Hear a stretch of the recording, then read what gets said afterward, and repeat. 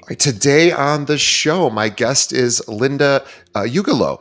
And let me tell you more about Linda. This is actually a kind of a special episode for us. Linda Ugelow is a speaking confidence and vocal coach. Formerly stricken with public speaking fears herself. And by the way, that's one of the biggest fears here in America. But she now helps entrepreneurs, professionals, and corporate leaders transform their experience of speaking from dread to delight, whether online or on stage. In the media or in the meeting room. She's cultivated a dedicated TikTok following of 150,000 people through engaging and relatable content, and is the host of a podcast and live show Delight in the Limelight, where she continues to inspire and empower individuals on their journey to confident self-expression. To learn all things Linda, I'm going to send you to her website, lindaugelow.com. I'm going to spell that for you. It's LINDAUGELOW.com. And I want you to do one thing when you get to her website. The very top of her website, I want you to click on. You're going to get a free chapter of. Or I'm sorry, we're going to get you a. Sorry, Linda, I just lost your. Did We it are go, disappear? It's a speaker preparation checklist. we are going to thank you. We're going to send you a speaker. Obviously, I was not prepared. We're going to send you a speaker present preparation checklist, and it's right on Linda's website. So please check that out, lindaugelow.com. We'll have a link directly to that in the notes. Also, want you to subscribe to her podcast, Delight in the Limelight. You will have a link to that. You can find it anywhere podcasts are served, as well as her book called Delight in the Limelight, which you can find on Amazon. We will have a link to that as well. Linda, it is a pleasure to speak with you. It's a pleasure to be here, and I especially loved the flub. And I want to ask your listeners to comment and tell DJ, did you mind that he made a mistake? Did it bother you? Or did you say, oh, he can make a mistake too? That means I can. I think that mistakes are incredibly relatable, and I'm so glad it happened right at the beginning of the show. Well, this is your lucky day. There will be many more along the way. So we can have all these opportunities to show just how imperfect I am. But I do want to speak to that point, because as in the real estate industry, we see a lot of highly glossed, highly produced videos that realtors put out for their listings, which makes sense, and it could be very costly and time consuming. And then a lot of times realtors think, well, okay, I understand doing that for my listings. I want to sort of show the house in the best possible visual and auditory sense, but I'm also doing this other content for my clients, or my social media followers. And maybe it's shorter form content, maybe it's more, here's a quick tip, or whatever kind of content they want to put out. And they're worried that the production value isn't as high, because maybe they're just turning their phone around, clicking Facebook Live, or just recording and uploading. And I am super curious to get your take on professionally, recorded and edited versus turn the phone around and start speaking. So I know that's a big question without a specific answer, but would love to get your thoughts on how someone should start thinking about that. Well, I think that the easiest way to start is with your phone. And I personally am a turn your phone around and just do it kind of a gal. And when I say just do it, I don't mean don't prepare or don't think about what you're going to say, or it's more that I have come to feel that people respond to you. So the more that you can think about making videos as a journey to discover who you are and how you want to come across, then it becomes more fun. So rather than, I mean, of course, we're doing it to build our following, to build our clientele, but people want to do work with people. So if they get to see what are your quirks, what do you like, and what do you love what do you love about realty, and what do you love about this particular place that you're highlighting, and like bring in your mental narrative, even like, gosh, when I look at this, I think XYZ. And the Yes. more that you can be discover what is human about you and what's unique about you, and not feel like you have to find the ultimate you at video one, but see it more as a journey, you're going to have a lot more fun, and people are going to have fun with you. I totally agree. And back to this idea of being perfect, which I am not, and I don't think haven't met a perfect person yet. Maybe they exist, but I haven't yet found them. And what I've learned through my my lifetime is that people seem to connect more with imperfection than perfection. It seems to be, obviously, as you said, more relatable. We are all imperfect people, and it's nice to see someone make a slight flub, because we can all relate to that. We all make flubs every day in some way or another. And I've always thought that keeping the flubs in is, assuming it's not something that's really taking the quality of the actual video or auditory thing down. It's a good idea to leave it in, because I think people just respond better to that. Yeah, to me, it depends. It just depends. I mean, when I make a TikTok video, for instance, I love making videos on TikTok because of their editing features. You can press record, say one line, press it and stop, and think about the next thing you're going to say. Then press it and say that next thing, and then stop. And it's so there's a lot of stop and starts, and you can also clean up, the distance between the two clips. You can move clips around, but it allows me to create something that then I can look over and say, "You know what? I don't need that. I'm just going to delete that part." And it I like to I mean, we all have a standard. We all have an aesthetic that we want to put out. But don't it's better to get something out than to make it perfect, Yeah. because first of all, how many people are even gonna see it? So, let's get the viewership first, and then we can figure out, like, how to refine, and just as I said, look at it as a long game rather than a short game. So, allow yourself to be just where you are when you start out, and then you can just get better as you go along, and this is gonna make you so much happier, and it'll keep you in the game. Now, of course, one of the things I do wanna talk about is, what if you don't feel comfortable getting on camera in the Yes. first place? So that was going to be my next question. We know that fear of public speaking, and that doesn't necessarily mean just speaking in front of an audience of dozens or hundreds or thousands. It could be a one-on-one anxiety that someone might feel. It could be an anxiety looking at a phone to film a video. There is anxiety around performance, right? And I would love to talk about, how do we push past that, and what are first of all, let's acknowledge how normal it is to have this anxiety, and then what do we do with that? It's super, super common, and what's weird to me is that if you look at a young child, 2 or 3 years old, they love to express themselves. They love the attention. They thrive on it and depend on it. So what happens between then and, say, 10, 20, 30 years later? So somewhere along the line, we trade in our free self-expression for caution, Sure. and we decide it's safer to hide. And the reasons why, well, there are many. There's our educational system. So, so many things can happen there. You can have a teacher who didn't get you. You can feel pressure to perform before you're ready.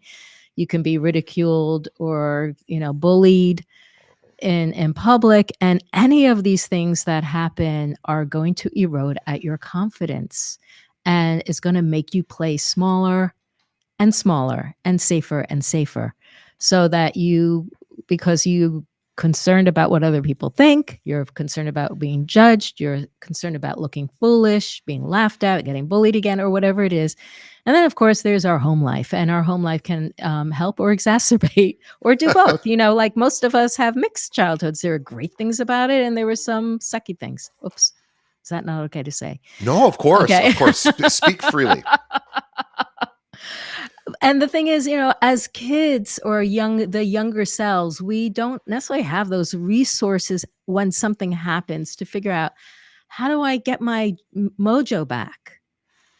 So We I was just thinking about this the other day, this idea of speaking anxiety, because I suspect that I have less of it than the average person. I've spoken at conferences, and obviously I have this podcast.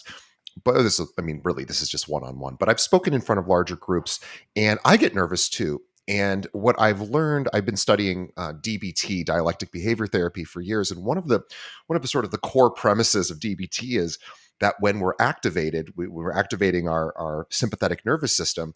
We're in a fight or flight response, which is not particularly useful for accessing the higher cognitive functioning of the brain.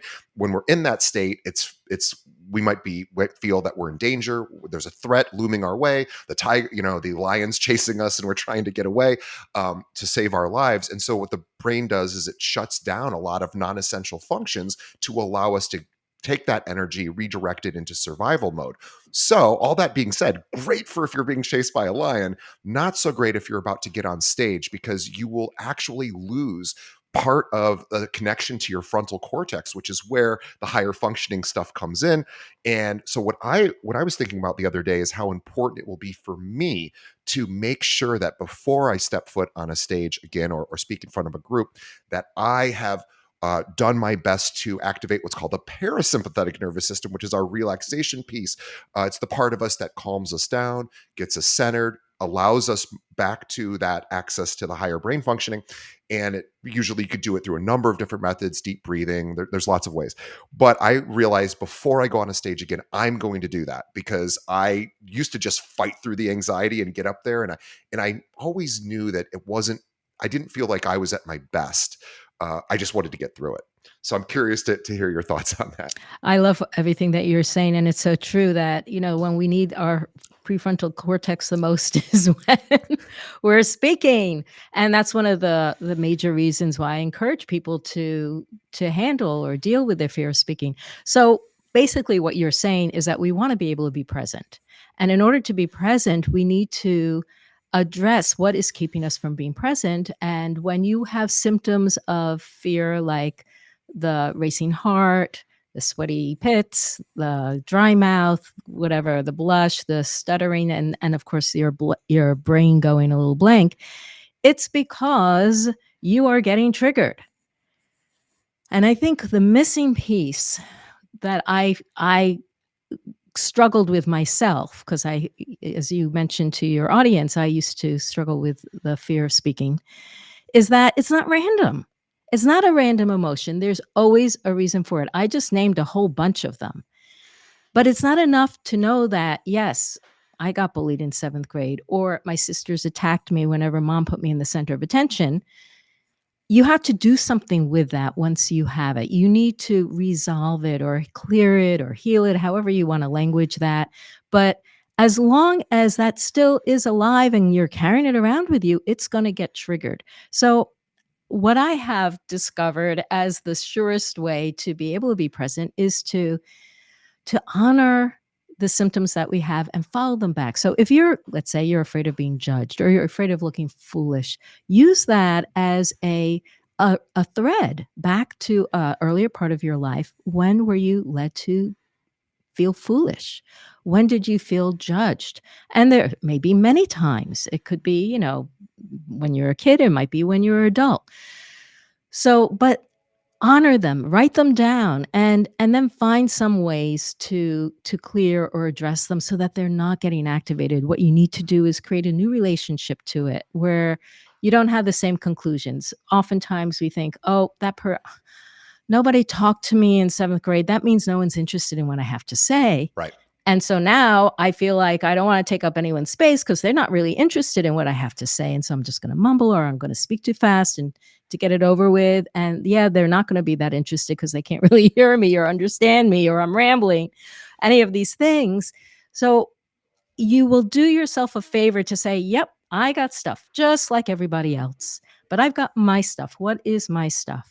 And Yeah. I'm going to do what I need to do." Whether you do hypnotherapy or you read my book in chapter 5, I've got all kinds of ways for you to clear this stuff away, or work with somebody, you work with me.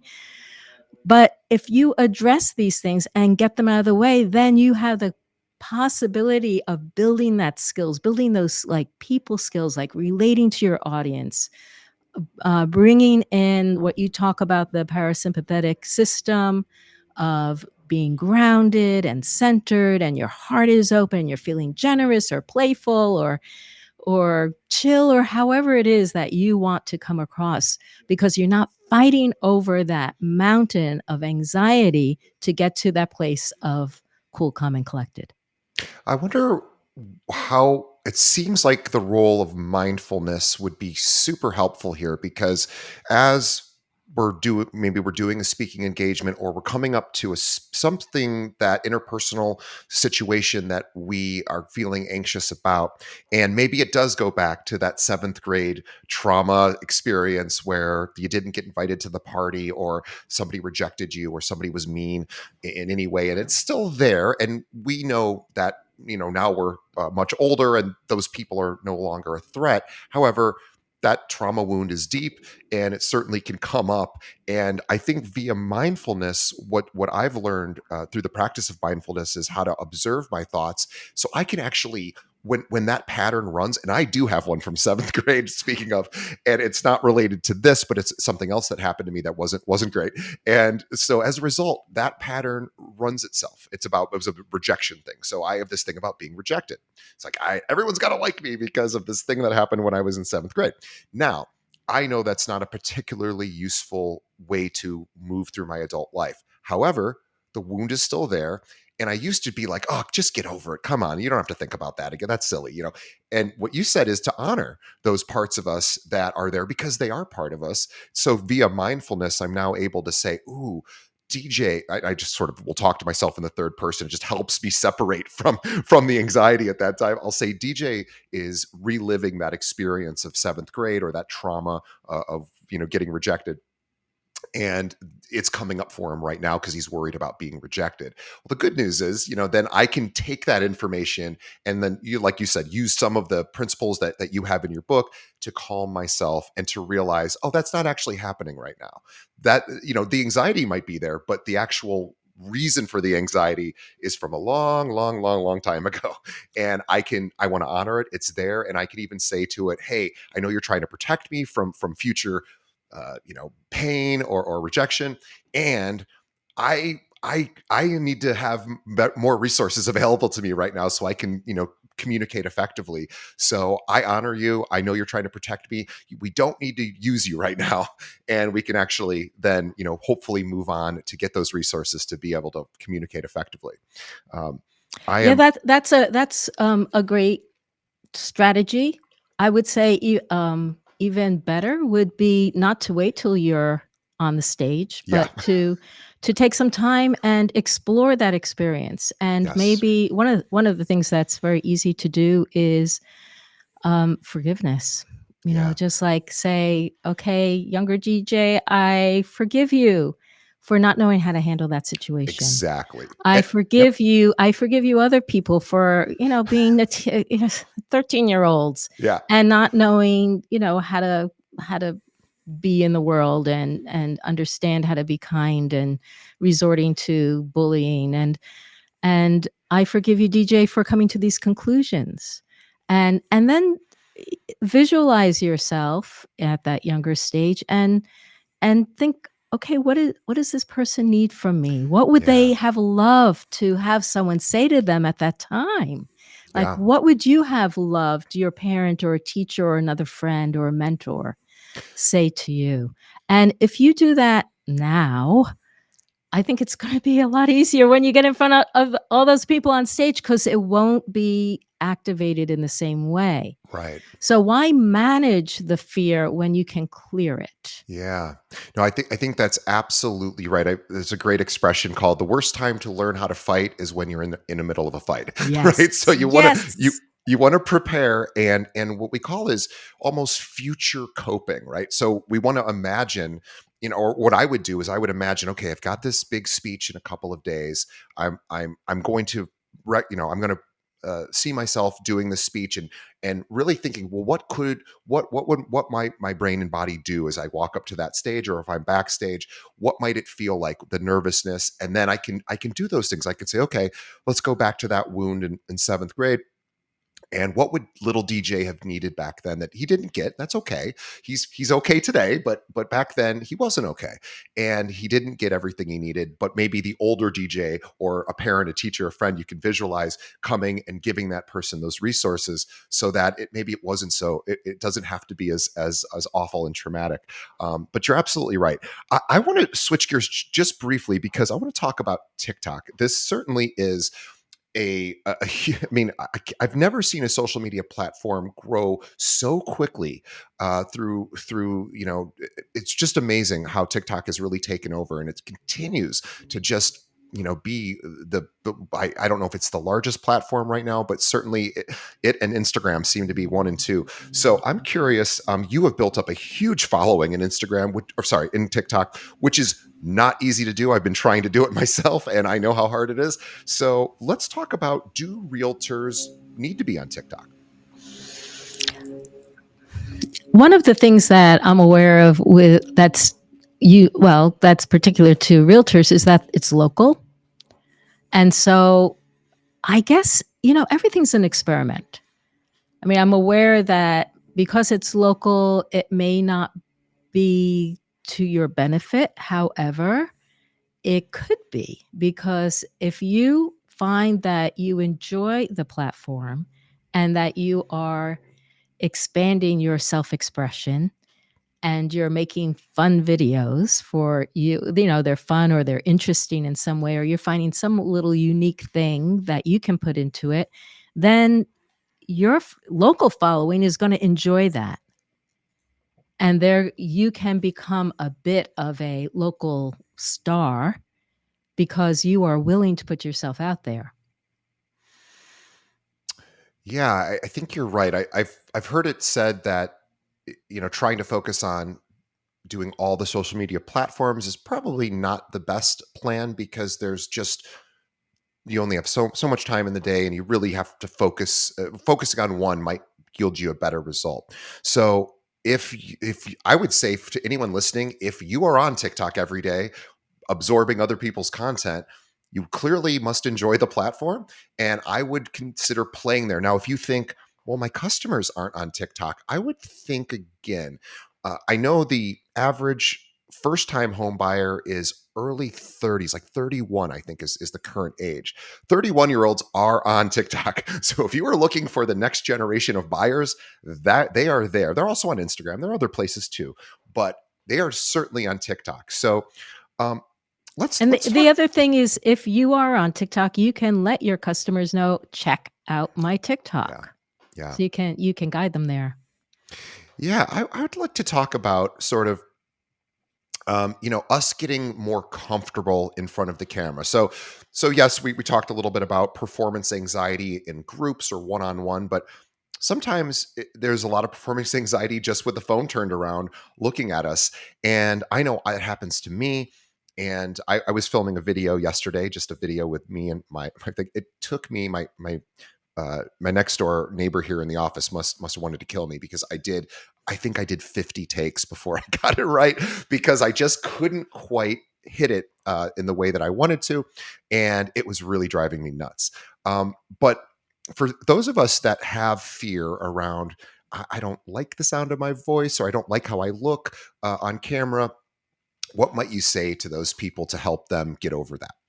Well, we're kind of have two buckets here. One is getting comfortable on camera, and one is being able to watch yourself on camera without cringing. I actually have I actually have two programs. One's called Comfy on Camera. One's called Watch Yourself on Video Without Cringing.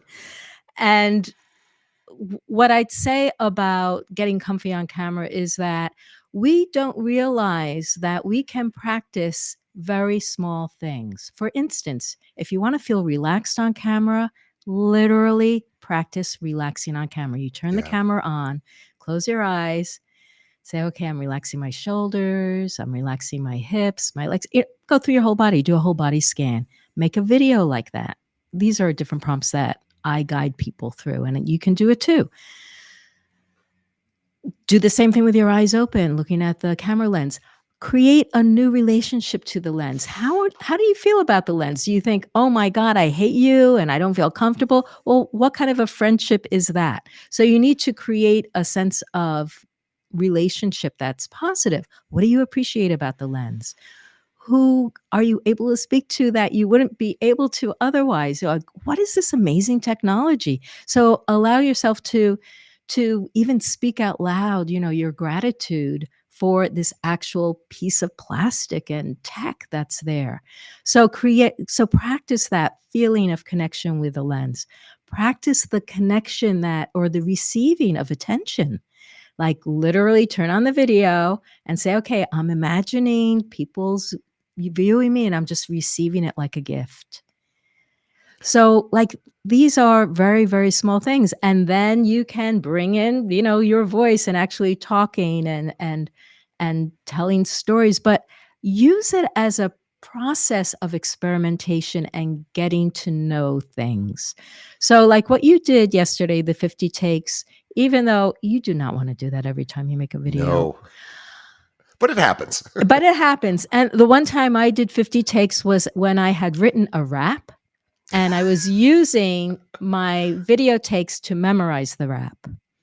Now, with today's technology, you don't have to memorize things. You can say, even without, I mean, I described how I use TikTok and turning on and off the recording, but you can do the same thing, just letting the recording run. You can say one thing and then look at your script and then say another thing and then look at your script and then you can edit it out Mhm. later. So there are times that I want to just have a whole minute where I'm not edited, but I'm just talking, and yes, that's gonna take a little bit longer, and it'll take a different kind of preparation. The way you need to prepare for that is to make bullet points, like, you might do a run through just to say, "Okay, what is it that I'm even wanting to say?" I use the video to figure out what I wanna say. Some people go to ChatGPT or they write something out, but I like to talk it out. So that's my way. I talk it out first and I go, okay, these are the things that I think are important. And then I write them down and then I'll remake the video. And if you take time to think through, you are more likely to get through your video without having to do it that many times. Tell me though, DJ, what were some of the considerations that made a take not usable? What did you S not like? so what I didn't share was that I was doing what you were saying, which was I was working out the script as each take.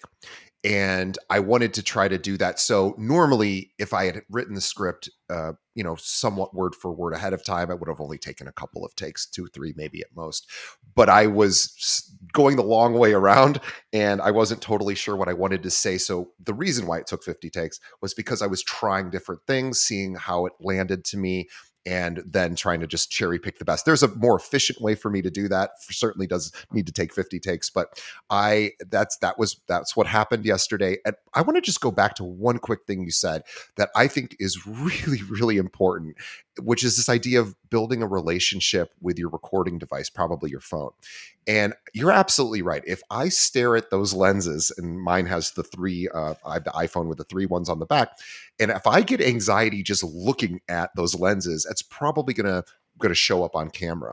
And I think back. I'm a guitar player. I've been playing guitar my whole life. I have definitely a relationship with my guitars, and every person who's a musician or plays an instrument probably can relate to that. And I never thought about building that relationship with the three lenses on the back of my camera, or back of my phone. But that would actually be really helpful, because wouldn't it be great if when I sat down and turned that camera around, that immediately I felt, wow, I might just say something that actually could help somebody. I might just have a tip that might be exactly what somebody needs. And this is my opportunity. Now, how cool is it that I don't need a bunch of super expensive equipment? I mean, I have a super expensive phone, and we probably all do. So we can just use that. And how amazing is that? So I love this idea of building a positive relationship with the camera.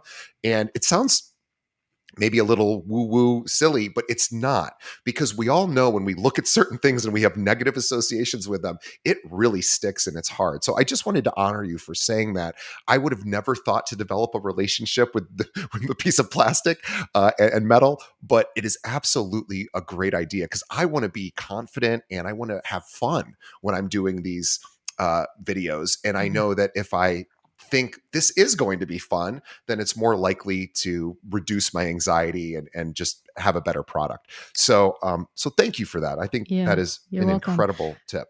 Yes, I do wanna, also respond to the watching yourself on video without Yeah. cringing. So, one of the things I love about video is that there's nothing that allows us to be more cognizant of our self-criticism than watching ourselves on camera. It's just rises right to the surface. Otherwise, sometimes it's really hard to catch ourselves being mean to ourselves because it's so familiar. Yeah. We don't catch, like, "Who do you think you are?" I mean, it's just like that just is in the back of our brain. Although it does impact us, and it's very important to clear these things away. But with video, it's like all you have to do is turn on with something you've made, and immediately you go, "Oh my god, that's awful." And so this is a process that I teach all my clients to, again, honor the critic, because the critic is pointing to something significant for us, some ideal, some standard of aesthetic, something that we're striving for, and it's pointing to a place we're stuck. Yeah. So what I and the critic is noisy. So I say, if it's noisy, it wants to be heard, let's listen to it. So I recommend you watch yourself and you make a list of all the things you can't stand and just hang on to that. And we go back, we go through and we look at all the things that we can like and appreciate. And I make it a game for myself and for my students. I always say, after you've like number the criticisms you have to find as many positives plus one. And usually people have to watch a video 3 or 4 times to get that number because it's so hard for us to look for the positive. It's so easy for us to find the negative. So once you have those, your negative stuff, you can forgive yourself for having them.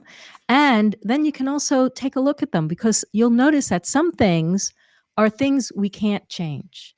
The shape of your nose, the crooked teeth. I mean, you could change it, but we most likely won't. And so we have to come to a place of acceptance and honoring.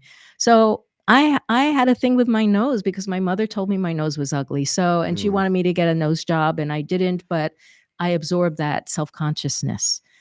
So I realized number 1, I talk about this in a chapter of my book on healing our self-image, like our bodies they're not just visual, they are functional. And can you breathe through your nose? Isn't that amazing that we get to breathe through our nose? And I have a very good functioning nose. I'm really happy about it.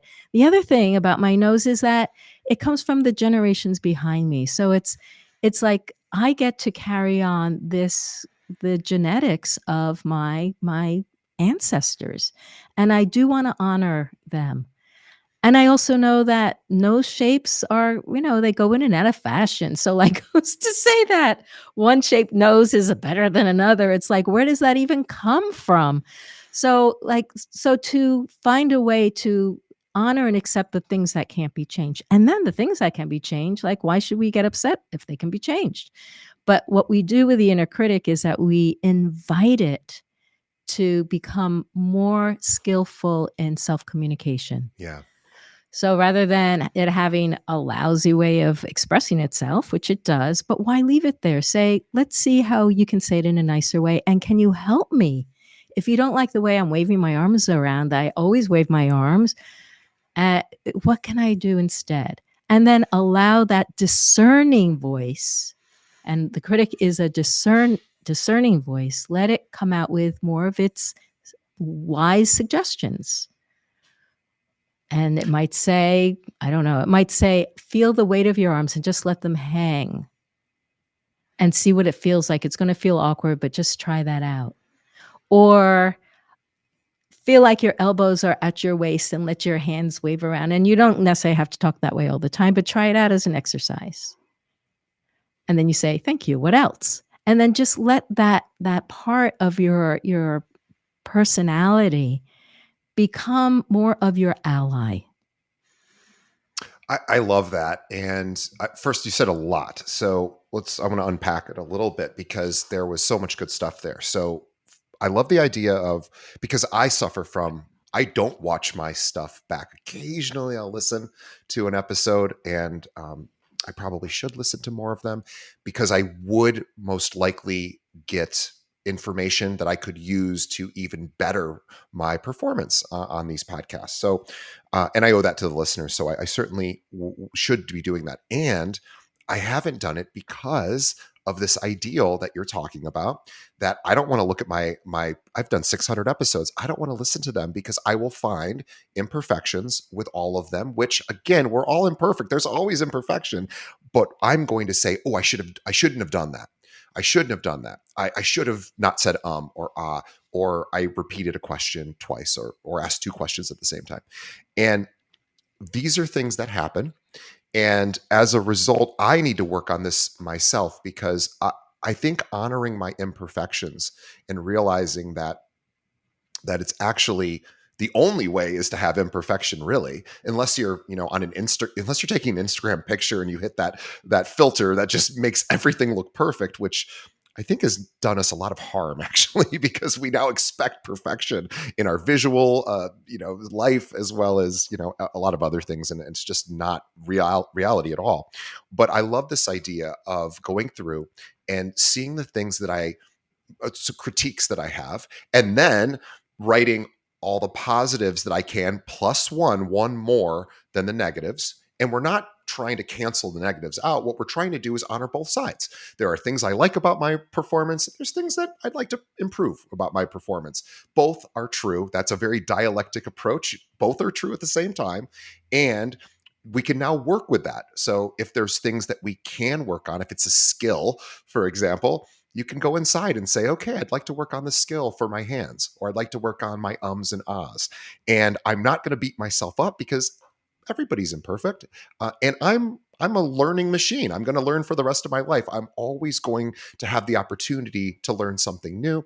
And just being so the reality, so back to my problem with I don't like to watch myself is because I have an ideal that I should be this amazing broadcaster. I should be perfect. And if I watch a video, it's going to show me that I am not. So what I have to work on is, why do I have why do I have that ideal? Who is that? Whose voice is that telling me I have to be better or perfect, right?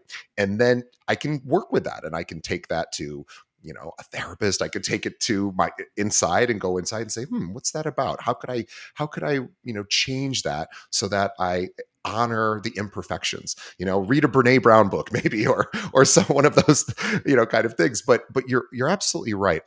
It's not just filming, it's also watching back. And I don't want to feel cringe. I don't want to feel a sense of a cringy feeling when I go back and watch my videos. But in order for me to do that, I have to put myself in a state that says there's going to be imperfections in this video or this audio recording, and it makes me human. And it's a good thing that there's imperfections, because that's the world, that's just human nature. And also, they're there for me to as a springboard to grow. So, how about if I go back and find 1 or 2 things that I'd like to improve? Yeah. One of the things, it's really funny. I'm just going to mention this because it sort of ties in. My girlfriend and I, we do a thing every Sunday, and this is the coolest. I really encourage everyone. You can look this up. Just Google the Gottmans.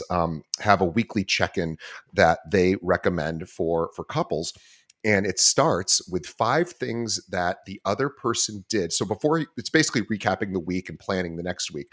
And what you do in the first 10 minutes or so is you one by one go over what were 5 things my partner did last week that I really appreciated. And so you have to think, that's not easy to do sometimes, because we're like, I don't remember what happened this last week. So you have to kind of go through, and then you're going one by one, and you're giving this appreciation back and forth. And it's a magical thing. And it's something that I would never think to do on my own. So this idea of actually in with your technique, really it's the same idea. What we're doing is we're looking at a performance, and we don't just want to see what's wrong. We want to also honor what went well, or what we appreciate about ourselves. It's this idea of honoring all of us, the dark and the light at the same time, and saying this is the human experience. And if I'm going to think about the negatives, I should also think about the positives with equal weight. And yeah. Yeah, and I that's a cool thing, and I think I may try that on with my partner. I also do a daily evening ritual, similar but more on a personal level, where I think of 5 things from the day that I appreciate in myself Yeah. or that I'm proud of, and 5 things that I forgive myself for, so that it's not like I just feel bad, but I forgive myself for not getting around to that. I forgive myself Wow. for eating blah, blah, blah. I forgive myself for not getting enough exercise or whatever it is. And I feel like these are important for speaking confidence. It seems like it's not related, but any place that we feel more grounded, more sure and confident in who we are and compassionate with ourselves, where we can forgive quickly, because forgiveness is, I think, a practice, and that's Mhm. one of the things that I like doing it daily, is that if I make a mistake, speaking here or whatever, I blank out, I forgive myself quickly. And I can forgive myself quickly because I've practiced doing that. That's why I say nothing is too small to practice. We need to be able to let go and move on. Like if I stumble, it's like blah, blah, blah, blah, blah, big deal. Just move on or make a joke, or we can feel, if we can honor and accept ourselves just where we are with compassion, then we are freer to express ourselves because we're not afraid of taking risks and having things mess up once in a while. It's okay. It's okay. We didn't learn that skill in school, by the way. No, we definitely did not. And this idea of forgiveness is a practice. It's a discipline, and it's something that we didn't learn, as you said, and it's something that we can learn. But it takes time, and it is going to be a this is a skill you do want to develop, so that because you're an imperfect person, it'd probably be a good idea to learn how to handle your imperfections, right? I think that is a great suggestion. I'm going to start doing that. What are 5 things I can forgive myself for, or what are 5 things I wish or I'd like to do better in the future? Maybe something that I didn't quite get done today. This is all what we're really all talking about is removing these expectations that we have to be a certain way. We're removing expectations so we could just be authentically ourselves and have all the resources within us to be able to effectively communicate. And also just want to mention to people, this is always a stat that people forget. It's something like only 12, and I might have this number wrong, but something like only 12% of verbal communication is actually what you say. And the rest, I believe, is in the way you say it. It could be your body posture, your tonality, all sorts of other things that are nonverbal. And so this idea of getting calm and centered is going to translate onto the screen, maybe even more so than what you're actually saying. Indeed. Well, we are, this, Linda, you've given us so much amazing content. I want everybody right now to consider checking out Linda's website. In fact, don't consider it, just go do it. What you want to do is you're going to want to go to lindaugelow.com. That's LANDAUGELOW. And you're going to, right when you get to our website, the speaker preparation checklist is right in front of you, the big download now button. Download that so that I know I'm going to download it and use it in my shows going forward, so that I'm prepared, because I need a preparation checklist as well. And this will help you in all your interpersonal interactions. She also has a podcast, which is called Delight in, oh my gosh, The Linda, limelight. Delight in the Limelight, which is also the name of her book. So we have a link to it on Amazon. Tell us really quickly what the book is about. The book is the guide to bring you from the dread of speaking to loving it instead. So I don't want my yes, I want you to get over your fear of speaking, but I want you to love all the speaking that you do, because speaking is our human design.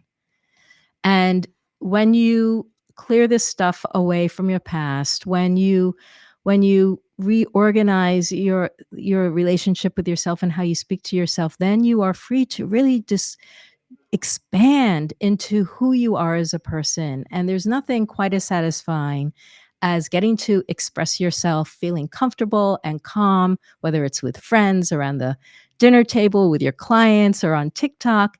It's like when we can feel free in ourselves, it's like this is what I don't know, it just feels like this is a huge part of life is how we communicate. Let's make it as good as it can be. Yeah, I couldn't agree. Effective communication is a skill and it is something that you can practice. And Linda's exactly the kind of person that can help you practice. She does private coaching, she does group coaching, she has programs online, she has a podcast, she has a book. She's amazing, right? She's got all the different, and she's got an amazing TikTok following too. So Linda is really good at this. So please check her out. She will give you all of the exercises and skills that you should shoot for, and she will be there to guide you along the way. And she even has a course on how to get started in TikTok. So check that one out as well. LindaUgelow.com is the place to go. Again, we will have a link to that in the show notes. Linda, you've been amazing, and I absolutely enjoy talking with you. And notice how intentional Linda's voice has been throughout this interview. She has been thoughtful, conscientious. She thinks before she speaks. I don't always do that, but she was doing that. And I love that because it really helps me even slow down a little bit and become a better broadcaster. So Linda, on behalf of our audience, thank you for all the amazing tips. On behalf of our audience, thank you, Linda. Or I'm sorry, on behalf of our audience, thanks, Linda. And on behalf of Linda and myself, thanks to the audience. We appreciate you. We love having you here. And again, the best way to help us is to tell a friend. Think of another realtor that you know that could benefit from hearing from an amazing vocal coach like Linda, and shoot them a link to this podcast. Have them subscribe. Also, leave us a review. Let us know what you think of the show. What improvements could we make? What do you like? What don't you like? Let us know so we can keep getting better and better. All right, we will see everybody on the next episode. Thank you, Linda. Thank you, DJ.